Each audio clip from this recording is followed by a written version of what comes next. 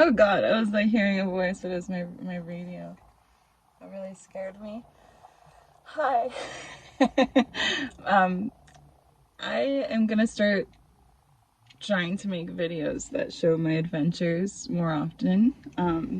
I've been actually just feeling this urge to show more of my personality, and just kind of like the adventures I go on, the abandoned places I see. I tried to do this a couple of years ago, and I feel like I just wasn't consistent. And I'm just gonna do it for fun because I have like time today to do it, and I thought, why don't we go to Douglas? By the way, this is my High Road T-shirt. I just played at this festival in New Mexico. Here's Bodie. First of all, first and foremost, I can't talk. Here's Bodie. He sits here while I drive. But this High Road shirt is really cool. I'm wearing it backwards because I just like the artwork on the front better than the little logo on the back right here. You know, I'm sure some people think it's kind of silly in public, but whatever. Got my new Bluetooth speaker because listening to music has been very difficult for me. It doesn't work in my car. I can only listen to CDs and the radio, and it has been a journey. And I love this attribute that it's brought out. It has enabled me to listen to a lot of my friends' CDs, like that play music.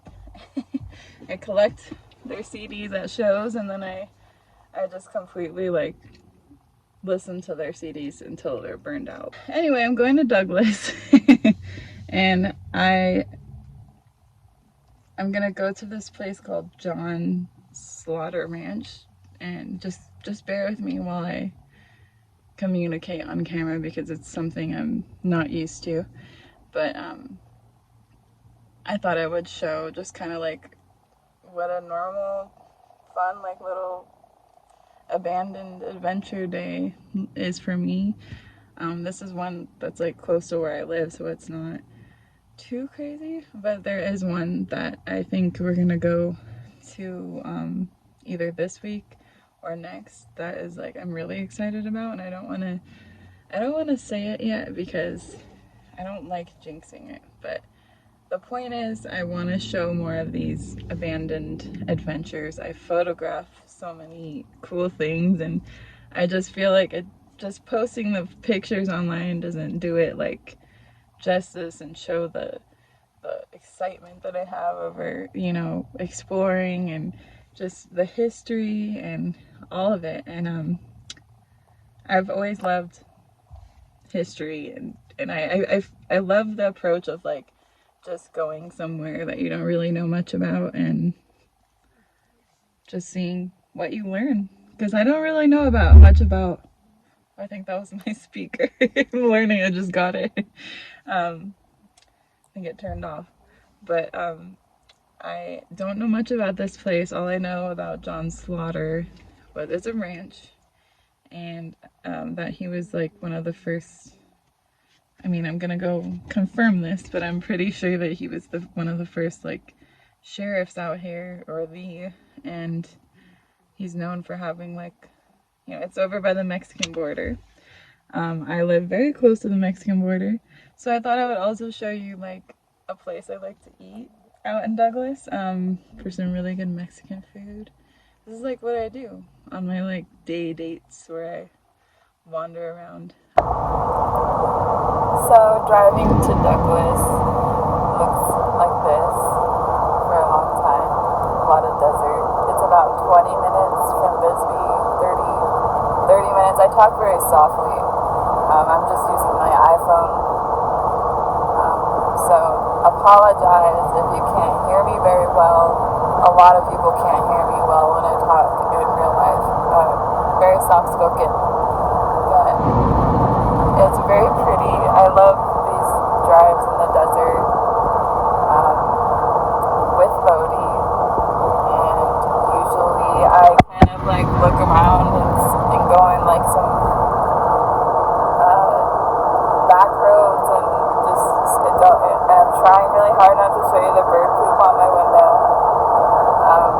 passing me probably with the house.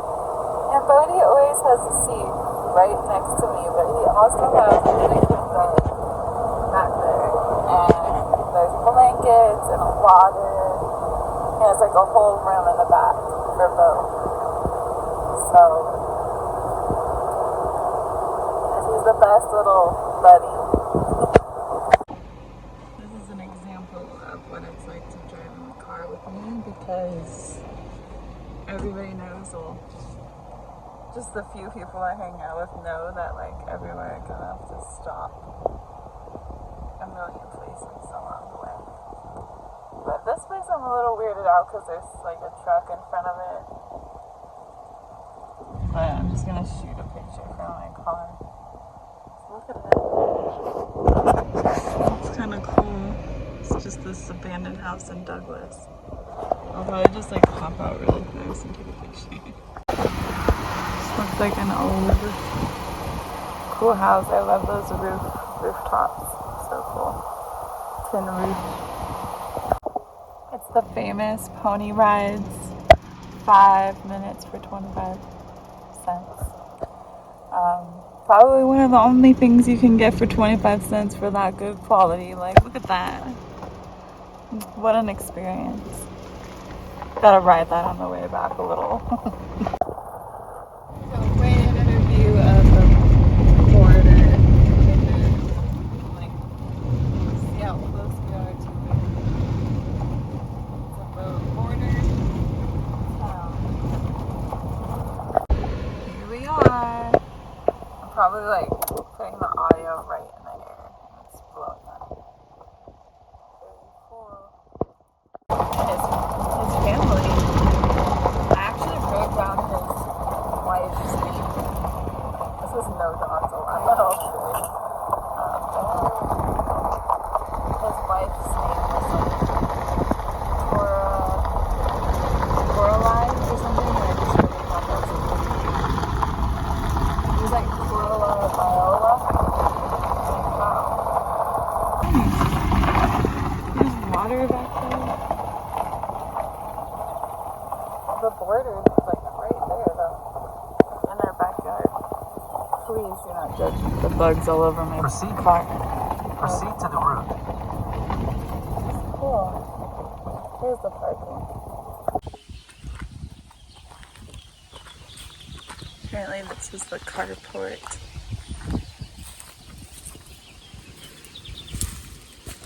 John Slaughter Ranch. John Slaughter, founder of the Slaughter Ranch, was a true Western character. A former Confederate soldier and Texas Ranger, he purchased a huge swath of the San Bernardino Valley on both sides of the Mexican border and began ranching it in 1884. The San Bernardino National Wildlife Refuge now occupies 2,369 acres of the ranch. See, there's Viola. I loved that name. Cattle Ranch. He developed this house pond. It's so cool. There's catfish in there. It's beautiful. I'm gonna walk around. Kickapoo, Indians. Just reminds me of Tenacious D. What's it look like in here? Oh, it does look like a little garage. This is so nice. Like, so you get here and there's a little self-guided tour. Really nice people in there. They have little dog or big dogs that run up to you right away. Do you think that John Slaughter swam in this lake? Probably.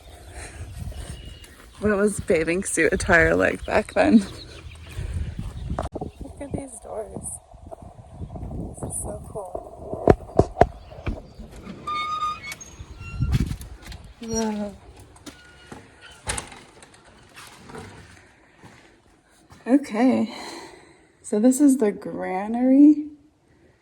It says, upon entering the granary, via the door on the right, look to your right and see personal books and paintings, once belonging to the late Floyd Johnson, founder of the Johnson Foundation. And then upon departing, this is I'm probably saying the word wrong, granary. Apparently that's where they hold the grain and feed in this room, where they once held the grain and feed for the animals. Wow, it smells old. I love that sound. Whoa. None of these apparently belong to John Slaughter. And right here in this area, I don't know, but just kind of giving you a feel. The Slaughters love to picnic, usually in the mountains surrounding the valley. The pack saddles that you see here are similar to those used to outfit such picnics. Interesting. Well, that's an elaborate picnic, if I might say so myself. I'm all for that. Oh, hello, little moth. Now I can go into the house. Such a pretty day. Apparently this is the cook's room. Over the years, there were several employees who worked for the Slaughters as a cook. Usually they were Chinese. The one who's best known is Jolie May, a temperamental man who allowed no one in his kitchen except Viola Slaughter and her mother, Mary Howell.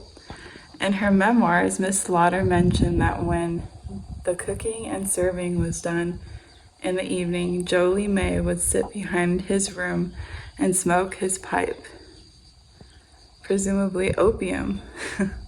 As you look into this room, you will see Chinese gowns and a abacus and Chinese scale. Opium pipes, eh? What is this room?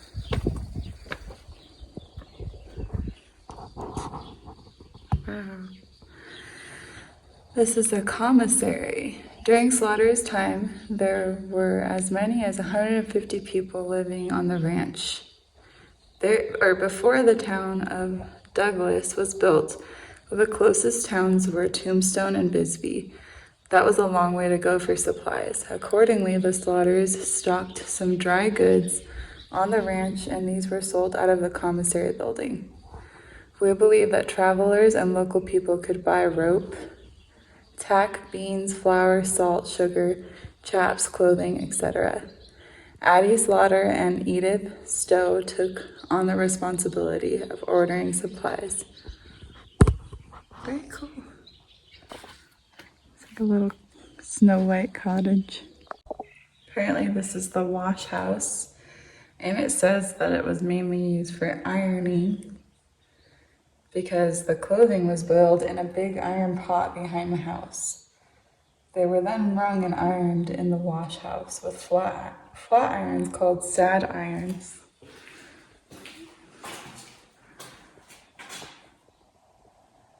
Doesn't this really make you appreciate? I mean, it's so cool to see, but it just makes you so, I just feel so spoiled being alive now. This was for the meat storage. Let's see.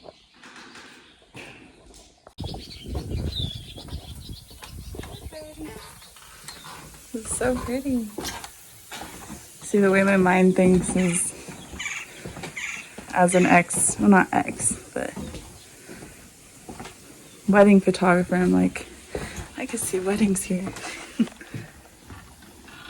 Whoa. I'll just walk right in. Hello. I come in peace.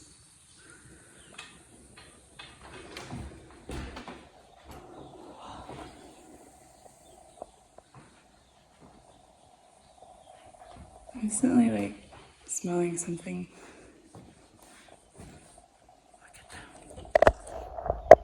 That's John Slaughter, and that's Viola. Not sure who that is. Probably maybe the guy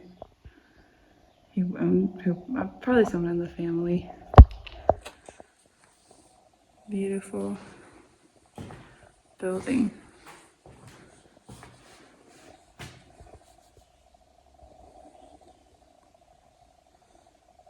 Wow, the violin and bow, dating to the turn of the 20th century, were donated to the museum. These items had been handed down to Marble by her late father, who received them from his friend Steele Woods. We believe that Steele Woods was the son of a rancher by the same name, cousin to John Slaughter, who was foreman of the San Bernardino Ranch at the turn of the 12th century. I want a ghost hunt here. This room was Mary Ann Howell's room, who was the mother of Viola. You can see this photo is really awesome of John Slaughter.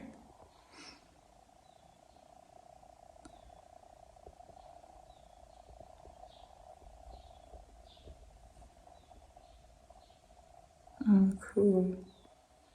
One of his favorite pastimes being with children. And I heard that he actually found like an abandoned child, an Apache child, and yeah, and they kept her and named her Apache. I think that's her.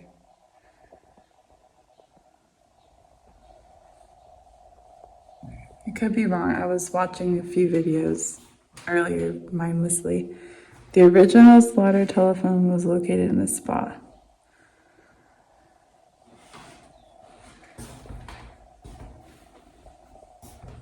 Yeah, here it is. I was right. Apache May. Of the 9 or more children the Slaughters raised, none was closer to John's heart than Apache May. Named for her heritage and perceived month of birth, after 2 families were decimated by the Apache, John found her abandoned by her natural parents. On his ranch, he assisted a military patrol in their hunt. In 1900, Apache May and other children were playing with fire when her dress caught, and she was severely injured. She died within days, leaving a despondent family behind. Her story became a large part of the Slaughter saga. That's so sad.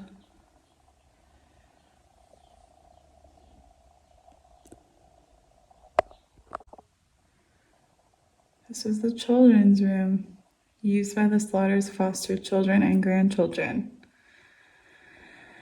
The adobe display on the wall is an example of how this building was constructed. In the center of the circle, you can see the raw adobe bricks plastered within the mud plaster. The next circle shows the lime plaster, and then finally the paint coat. Bro, look at that dress. I want it. This is the chest. Oh, this bed is circa 1900. Viola Slaughter's bedroom suite was very ornate and made of wood.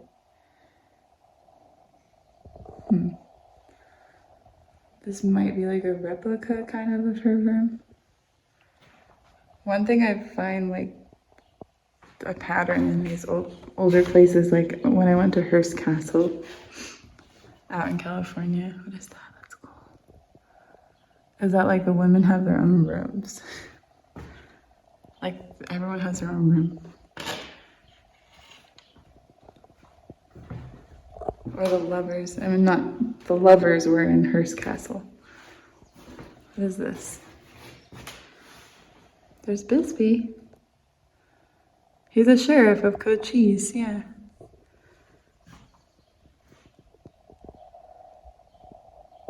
He was 38 when he got here from Texas. He was born in Louisiana. Apparently he had a very no-nonsense kind of personality that I heard. I mean, I'm gonna look way more into this. But the fun part about coming and just kind of learning as you go is like, it sparks that curiosity for me.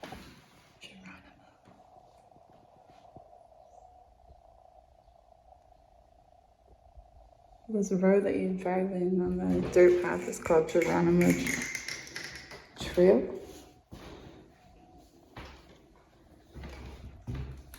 Why did it make that noise?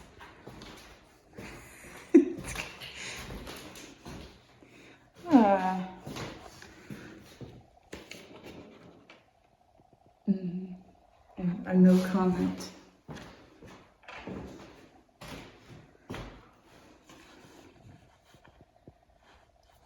That's a cool photo. Is that water? Yeah, water pouring out on them. There it is. Do you think that's them trying to get the pond going out here? Probably. Cause yeah, I'm like, how did they get that water out here? Why do men like just look way more attractive in this kind of attire? What a beautiful house. I really gotta check on Bodie though. I informed them about him from the car. Set him all up, but I don't want to be out away from him too long. Sorry, I'm not showing too much of myself, but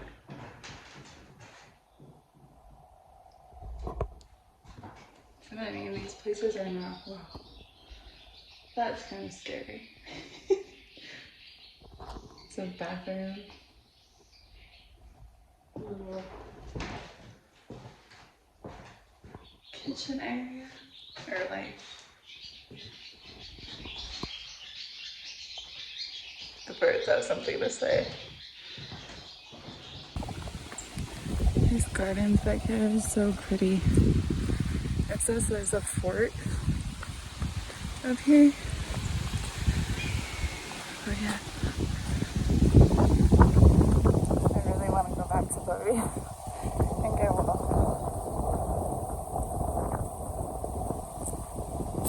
I'll just run by here really fast.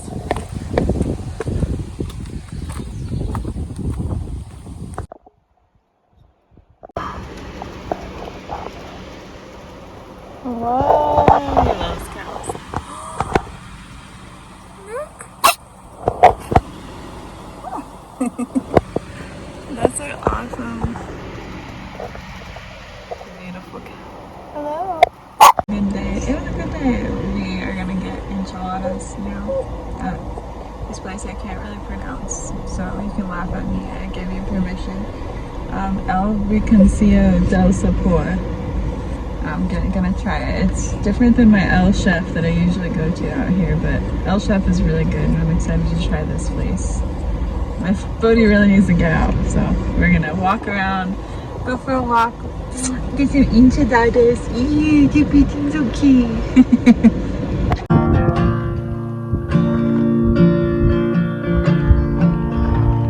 Shadow down, trying to do what I'm bound.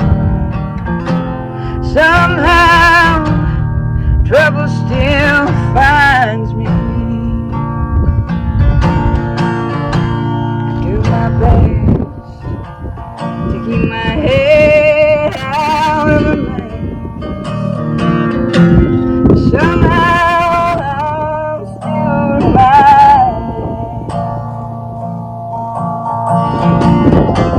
Somehow, trouble still finds me.